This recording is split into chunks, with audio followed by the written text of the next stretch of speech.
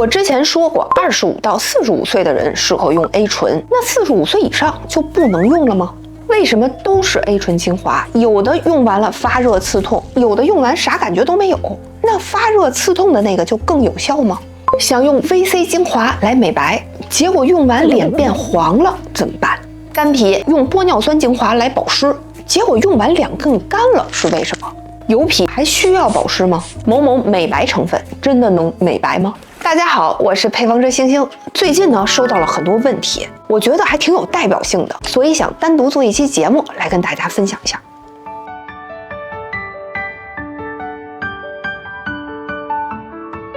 第一个问题啊，我之前呢提到说 A 醇适合25到45岁的人用，那45岁以上它就不能用了吗？如果你超过45岁，然后你正在用 A 醇呢，难道需要停用吗？首先呢，关于 A 醇的适用年龄问题，这个25到45岁其实只是一个参考，而真正用来判断是不是能继续用 A 醇，或者是不是适合用 A 醇的，并不是年龄这个数字，而是你的皮肤状态。那我们的衰老呢，其实是分状态，慢慢逐渐出现的各种衰老的这个现象。比如说一开始呢是开始出现皮肤暗沉，然后呢逐渐出现细纹、表情纹、阵性皱纹，再往后就是皮肤整个都松了、垮了、塌陷了，整个垮掉了。那我说适合用 A 醇的这个阶段呢，其实就是刚才说的这3个阶段的中间这个，就是当你的皮肤不再细腻，开始出现各种各样的细纹、表情纹、阵性皱纹的时候，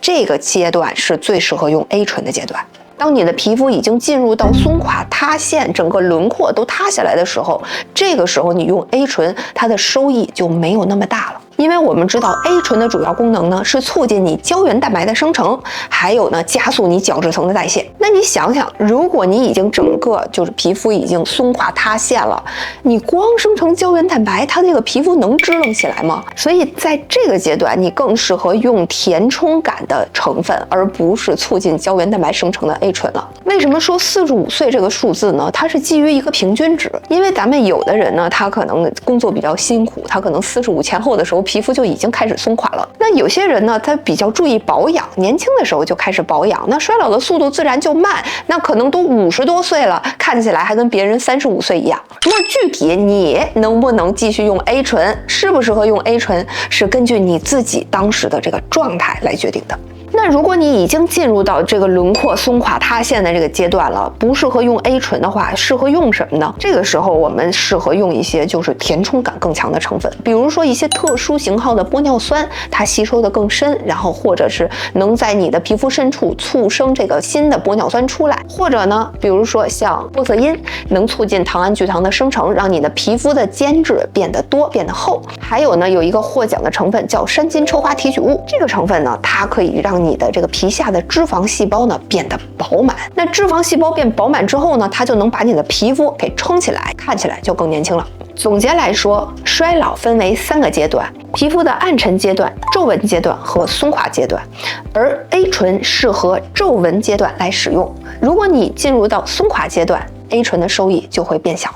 那第2个问题呢，就是有一个小伙伴给我留言呢，他说他一直用的是 The Ordinary 他们家那支0.5%的 A 醇精华，用的一直不错，也没什么刺激性。后来呢，他买了一支路德清的 A 醇精华，这支精华呢比 The Ordinary 的那支浓度低很多，它大概是0.1到0.15之间的。但是他用完了之后，反而觉得发热刺痛，有刺激感，所以就很疑惑了。这是不是因为路德清那支低浓度的 A 醇反而比 The Ordinary 这支高浓度的 A 醇还更有效呢？首先，这个问题可能是因为 The Ordinary 的那支 A 醇呢，它降解了。因为这个 A 醇呢，它是一个特别容易降解的成分，它见到光会降解，它接触到氧气会降解，它受热也会降解。所以很多 A 醇产品呢，比如说出口的啊、进口的，它经过海运之后，在海上漂半个月，等拿到你手里的时候，可能降解1半了。所以说呢，我们在买 A 醇产品的时候，一个呢是要看生产日期，我们尽量买离生产日期比较近的，因为这个的降解风险会低。还有一个呢，就是我们要挑一些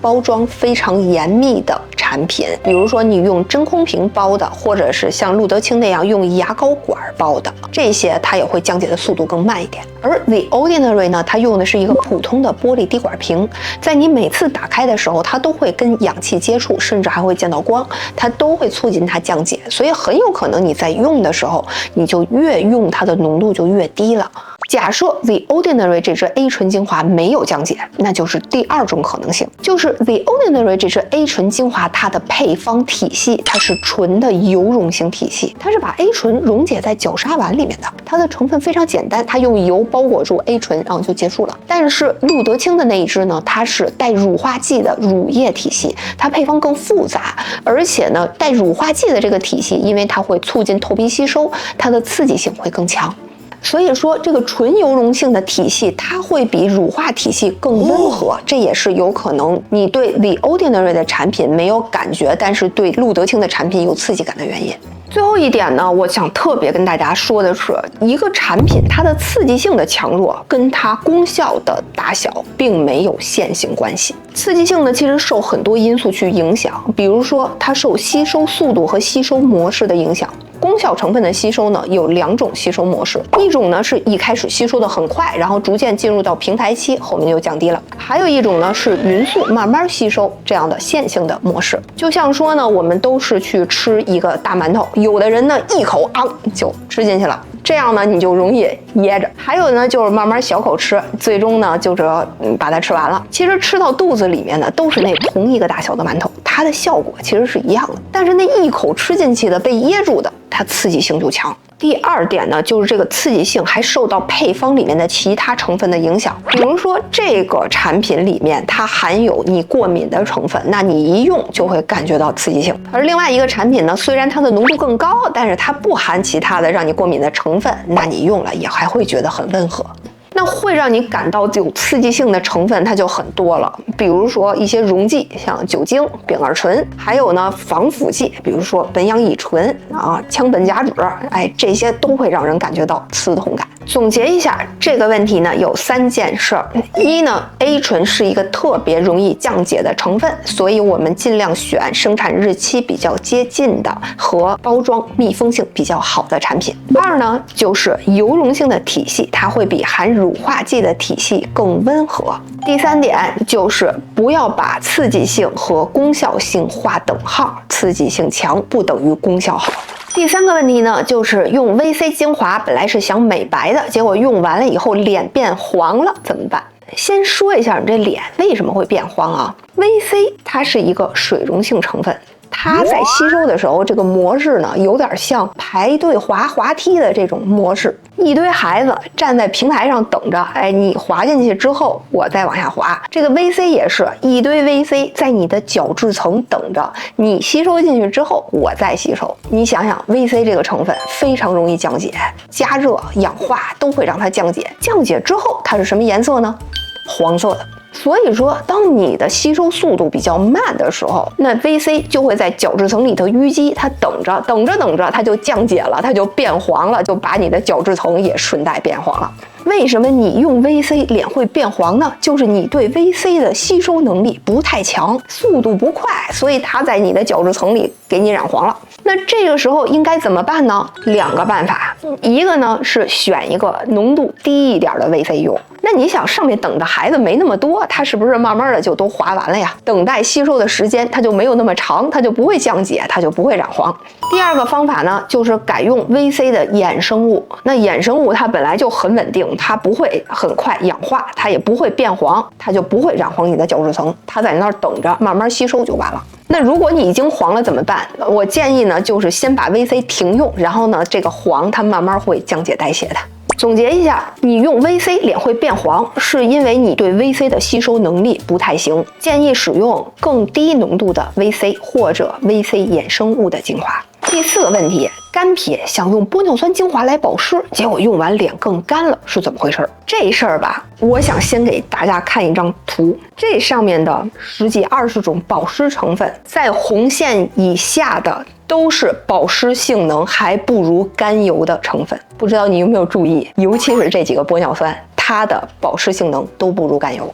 如果这支精华除了玻尿酸没加别的保湿剂，它用完了它就是干。那大家肯定就很疑惑了，那玻尿酸不是一个经典的保湿成分吗？它为什么不保湿？其实是这样，玻尿酸如果你要单独用它的话，它确实不太保湿。但是如果你把它放在一个比如说含有油和含有多元醇等等其他保湿剂的体系的话，它会让整个这个体系的肤感和保湿性都变得更好。它并不是一个适合单独使用的保湿剂，而是存在于一个综合性配方里面，综合性的提高配方整体保湿性的这么样一个助剂。但是玻尿酸呢也有非常多的型号，有一些小分子的玻尿酸它能吸收的很深，所以它还兼具有抗老，然后填充皮肤等等的这样的功能。并不是说玻尿酸没用，而是你做玻尿酸精华用的那个大分子的，就100多万分子量的那个大分子玻尿酸，它只能当助剂用。总结一下，单独用大分子玻尿酸做的保湿精华很可能不保湿。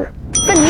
5，油皮需要保湿吗？这个问题分2种情况来讲，一种呢，你是一个混合型的油皮，T 区比较油，但是面颊不油，甚至面颊有的时候还干，这种情况下，你给面颊做保湿就可以了，你的 T 区可以晾着。第2种情况呢，就是您是一大油皮，哪都出油，面颊也出油啊，这种情况呢，您不用特地选择保湿产品去用。所以总结一下来说，就是需不需要保湿，还是要看你到底是什么肤质。混合性油皮呢，不油的地方需要保湿；大油皮呢，不需要特地保湿。第6个问题，某某美白成分真的能美白吗？这个其实问的不是具体的哪一种美白成分，而是它广泛的存在于大家的这个问题里面。每当有人说一个美白产品能美白的时候，就会有小伙伴问，那这个成分真的能美白吗？谁用过谁告诉我。其实这个问题就特别有意思，市场上真的存在很多类型的美白产品，而且其中也有很多可能你用了真的不会白。这是因为我们变黑的生理通路是多种多样的，而每一个美白成分它其实只单独去针对了某一条生理通路去让你变白。所以当你是 A 通路变黑的，但是用了 B 通路的美白成分的时候，你就不会白，你就会觉得这个美白成分没有用。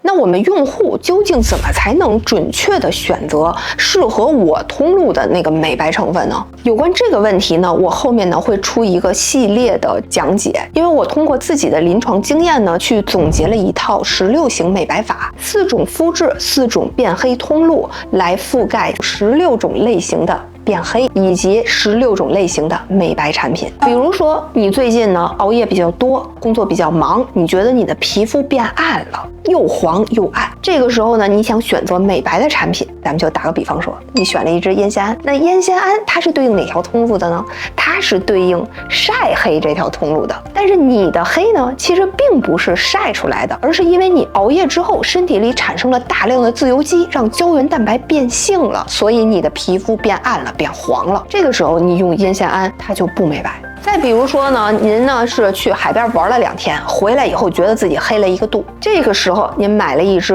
377的美白精华用。那377这个成分是干嘛的呢？它是抑制黑色素生成的。但是我们的黑色素在生成之后，它还需要从基底层搬运到表皮来，你才会发觉自己变黑了。所以那些晒了几天立马就黑的人，他都是搬运功能异常活跃的这样的人。而你抑制它的生成，没有抑制它的转运，你会发现你依然没有白，你还是那么黑。总结来说呢，就是让你变黑的通路有很多种，让你变白的成分也有很多种。如果不能对号入座，就不能有效美白。我呢，根据自己的临床经验，总结了一套16型美白法，就是为了帮你们解决这个对号入座的问题。具体的方法怎么判断、怎么选产品，我会在后面的护肤知识体系内容的讲解里面给大家详细讲解。如果你对它感兴趣，如果你喜欢听科普、看测评，欢迎一键3连。